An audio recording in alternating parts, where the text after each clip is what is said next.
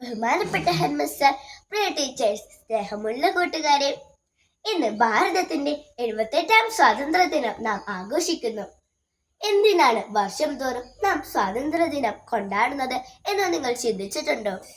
1947 വരെ നമ്മെ അടക്കി ഭരിച്ചിരുന്ന ബ്രിട്ടീഷുകാരിൽ നിന്നും നിരന്തര സ്വാതന്ത്ര്യ സമര പോരാട്ടങ്ങളുടെ ഫലമായി നമുക്ക് ലഭിച്ച വിലപ്പെട്ട സ്വാതന്ത്ര്യത്തെ വിലമതിക്കുവാനുമായിട്ടാണ് വർഷം തോറും നാം സ്വാതന്ത്ര്യദിനം ആഘോഷിക്കുന്നത്.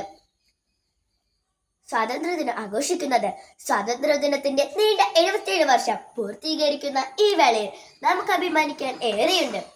ഒരേ മനസ്സോടെ ഒറ്റക്കെട്ടായി ഒന്നിനും മടങ്ങാതെ ഒരുപാട് സഹിച്ചും നേടിയ സമ്മാനം നമ്മുടെ മുന്നിലൂടെ പറക്കുന്ന ഈ ത്രിവർണ പതാക. 1947 ആഗസ്റ്റ് 14-ാം തീയതി അർദ്ധരാത്രി ഡൽഹിയിലെ വൈസ്രോയിൽ മന്ദിരത്തിൽ വെച്ച് മണി 12 അടിച്ചപ്പോൾ ബ്രിട്ടീഷ് പതാക താഴ്ന്നു, പകരം ഭാരതത്തിന്റെ ദേശീയ പതാക ഉയർന്നു. അന്ന് ഇന്ത്യക്കാർ മുഴുവൻ ആ നിമിഷത്തിനായി ആവേശഭരിതരായി കാത്തിരുന്നു. ഇന്ത്യയുടെ പ്രഥമ പ്രധാനമന്ത്രിയെ സ്ഥാനമേറ്റ ജവഹർലാൽ നെഹ്റു അന്ന് ആദ്യമായി സ്വാതന്ത്ര്യ ദിനത്തെ പറ്റി പ്രസംഗിച്ചു. അഹിംസ എന്ന മുദ്രമോതിരമണിഞ്ഞ് തന്റെ ആയുസ്സും ആരോഗ്യമായി പിറന്ന മണ്ണായ തന്റെ ഭാരതത്തിനു വേണ്ടി ബലിയർപ്പിച്ച മഹത്വ വ്യക്തിത്വം നമ്മുടെ മഹാത്മാഗാന്ധി.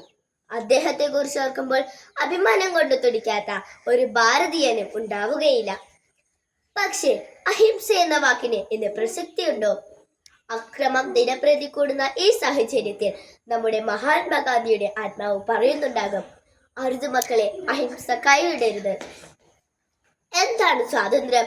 ഒരു വ്യക്തിക്ക് തന്റെ മൗലിക അവകാശങ്ങളും മൗലിക കർത്തവ്യങ്ങളും മൗലിക കടമകളും നിറഞ്ഞ ഒരു ജീവിതം വരുമ്പോൾ എന്തു ഭക്ഷിക്കാനും എന്തു ധരിക്കാനും ഏത് മതത്തിൽ ജീവിക്കാനുള്ള സാഹചര്യം ഉണ്ടാകുമ്പോൾ ഇന്ത്യയുടെ എവിടെയും സഞ്ചരിക്കാനുമുള്ള അവകാശം, അതാണ് സ്വാതന്ത്ര്യം. ഈ ദിവസം നമ്മുടെ സ്വാതന്ത്ര്യ സമര സേനാനികളെ ഓർക്കുകയും അവരുടെ ധീരകഥകൾ സ്മരിക്കുകയും ചെയ്യാം. നമ്മുടെ ഇന്ത്യ ഇന്ന് ഒരുപാട് മേഖലകളിൽ ഉയർച്ച കൈവരിച്ചുകൊണ്ടിരിക്കുകയാണ്. അത് ഓരോ പൗരന്റെയും കഠിനാധ്വാനത്തിന്റെയും ദേശസ്നേഹത്തിന്റെയും ഫലമാണ്. നമ്മുടെ നാടിന്റെ മതേതരത്വം കാത്തു സൂക്ഷിക്കാനും സ്വാതന്ത്ര്യം സംരക്ഷിക്കാനും നാം ഒരുമിച്ച് നിൽക്കണം. നമ്മുടെ രാഷ്ട്രപിതാവായ മഹാത്മാജിയെ ഞാൻ ഈ നിമിഷം ഓർക്കുന്നു.